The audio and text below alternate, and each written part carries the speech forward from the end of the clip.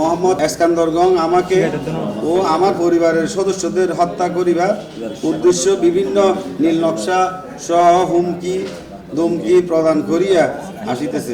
জমির চলাচলের রাস্তা কিনি এখন চাঁদা দাবি সহ হয়রানি শিকারর চট্টগ্রামের হাটহাজারীর কুয়াইট দক্ষিণ মাদ্রাসা বরাফুকুর এলাহার রশিদ বাড়ির বাসিন্দা এনামুল হক। আর এই অভিযোগে চট্টগ্রামের প্রেস ক্লাবের ন্যায্য এক সংবাদ সম্মেলনের আয়োজন করছি ভুক্তভোগী এনামুল হক। বৃহস্পতিবার বিকালে নগরীর প্রেস ক্লাবের এস রহমান হলত লিখিত বক্তব্য পাঠ করছি।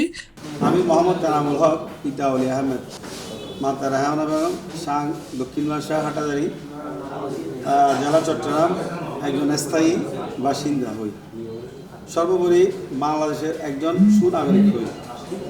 অত্যন্ত দুঃখের ভরা ক্লান্ত মন নিয়ে জীবনের নিরাপত্তা থাকিতে অত্র সংবাদ সম্মেলনে উপস্থিত হয়েছি।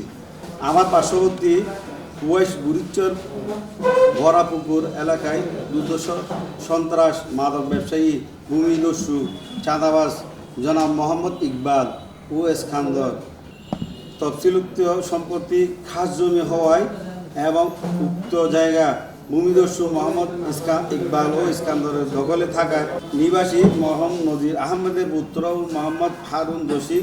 সংবাদ সম্মেলনে তাল্লায় আরো উপস্থিত আছেন ভুক্তভোগীর খালাতো ভাই মোহাম্মদ মুর্শেদ। আমাকে ইকবাল আর ইস্কান্দর আমার জায়গার উপর আমি একটা স্ট্রাকচার তৈরি করছি, ওইটা ভেঙে চাঁদা চাইছিল প্রথমে। এরপর আমি চাঁদা না দেওয়াই আমার কাছে আমার যে মূল স্ট্রাকচার করছি ওটা ভেঙে ফেলছে।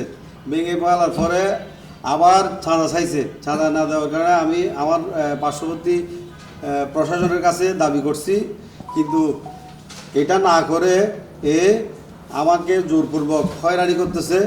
উনি মাদক এবং আওয়ামী লীগ সরকারের দলীয় সন্তানের পৃষ্ঠপোষক। C+ TV Chittagong.